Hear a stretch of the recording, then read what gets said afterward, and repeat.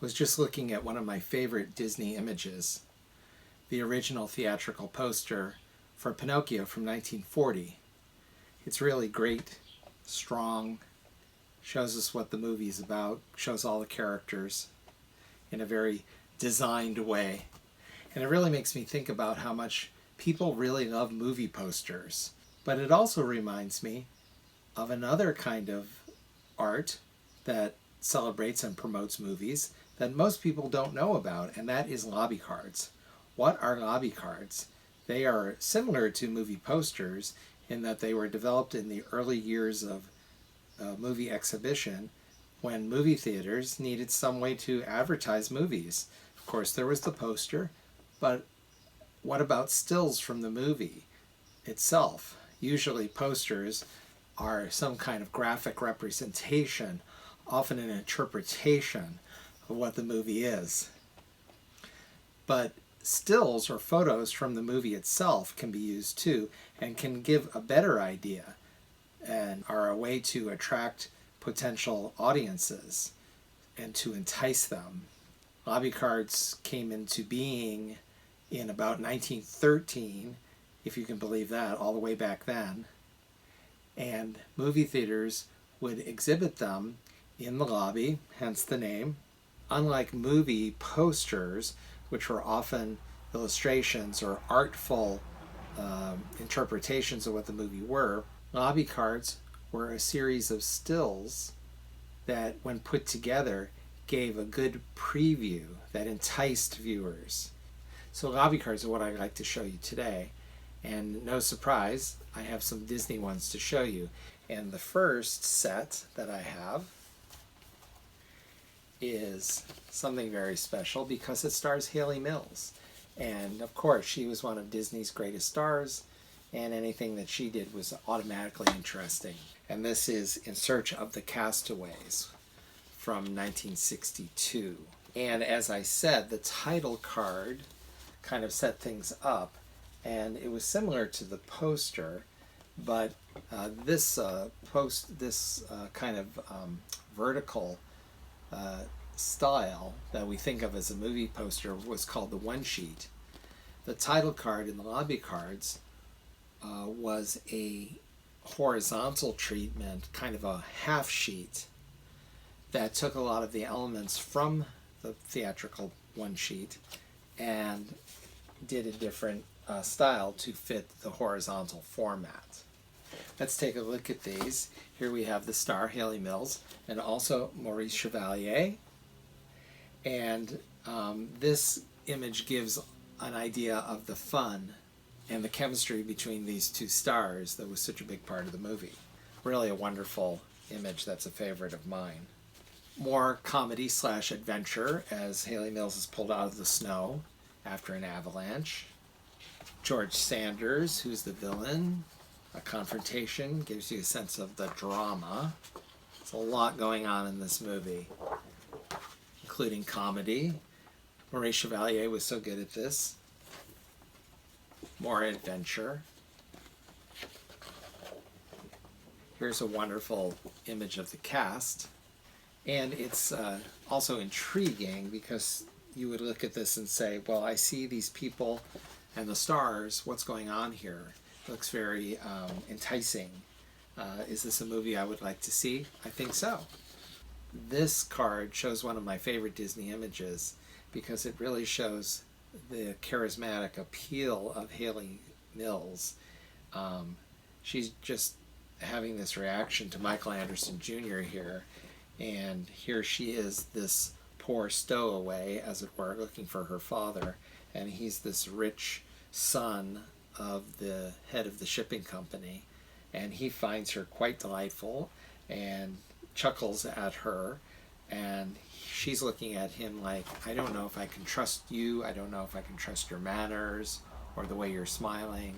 So it really shows this great chemistry between the two of them.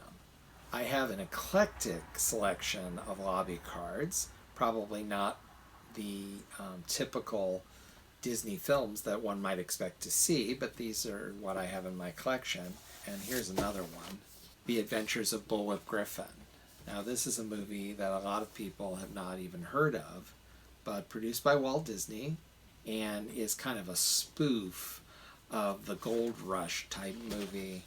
It has a lot of elements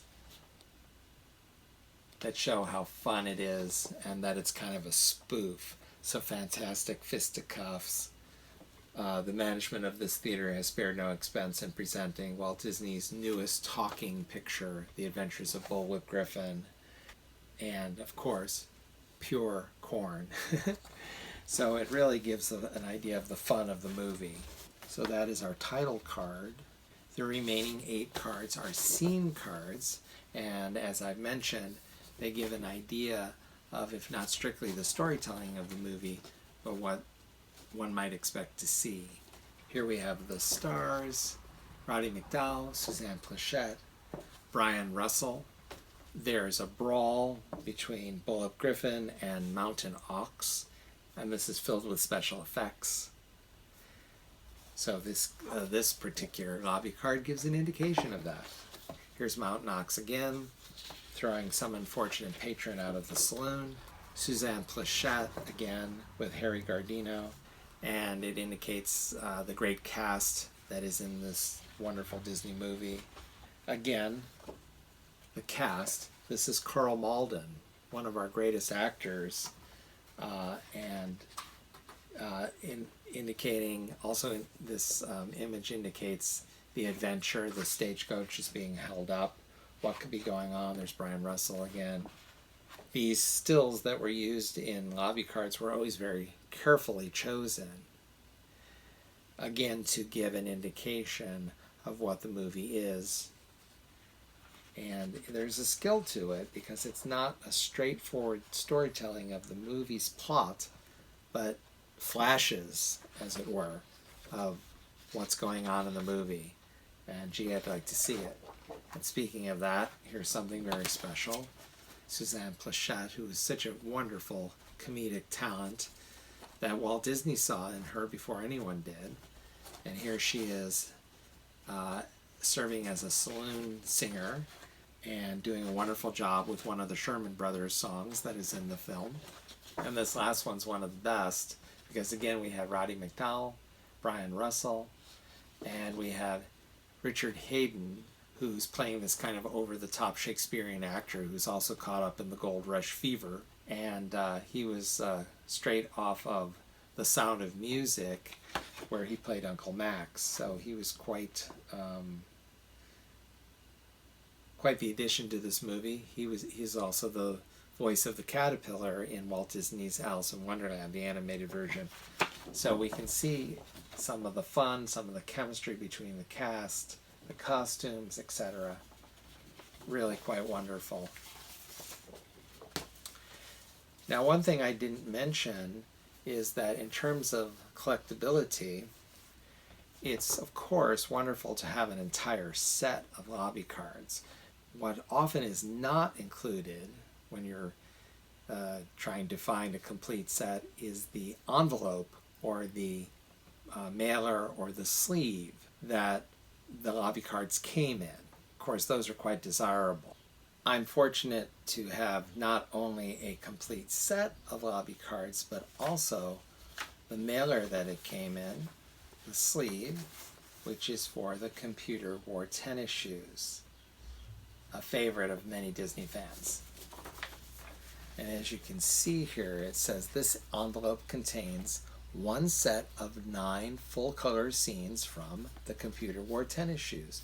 Now, one thing I didn't mention is that here you see the dimensions, 11 by 14. That too became very standard early on, certainly by the 30s. So with the standard size, they could arrange for a permanent display and simply swap out the lobby cards as the movies changed. Now let's take a look at the lobby cards themselves. Again, we have the title card, and this again is a horizontal version of some of the elements from the one sheet. And to fill out this horizontal space, they added some illustrations here on the side to show the comedy, the action, the adventure. So here we have Kurt Russell, a Disney favorite, and a favorite of Walt Disney. He didn't really discover Kurt, but certainly gave him big showcases and knew that he was something special. This is the film that made Kurt a star. He had certainly been in Disney movies before this and was signed to a Disney contract, but this is the first feature film where he was the main character. And in fact, not many people know this, but The Computer Wore Tennis Shoes was actually produced for the Disney TV show, but it was so strong they decided to release it to theaters, which was a great decision because it was a big hit, and it definitely made Kurt a big Disney star. Here's Kurt again. He's playing Dexter Riley, and because of his computer-like brain, he has become a media sensation, and he's surrounded by all the beautiful girls who are giving him all this attention. It's really fun. This next lobby card's quite interesting because it kind of puts center stage Joe Flynn, who became a Disney star at this time as sort of a character actor and a foil. And he was very, very funny and comedic and played frustration very well. So he's playing Dean Higgins, who is in conflict with all the college students, which of course was something that was going on at the time. This is a 1969 movie released on New Year's Eve, 1969. Another intriguing thing is that The Computer Wore Tennis Shoes was the first in the Dexter Riley trilogy because there were 2 sequels to this movie. So Kurt Russell played Dexter Riley in all 3, and Joe Flynn played Dean Higgins in all 3. Here we have Kurt playing Dexter with some of his college friends, and here we have Michael McGreevy, who was in quite a few Disney productions, and he was, again, like Joe Flynn, in all 3 of the Dexter Riley films. He plays Skylar, who is kind of Kurt Russell's sidekick. Cesar Romero, of course, had been the Joker in the Batman 1966 series, so this was just a few years later.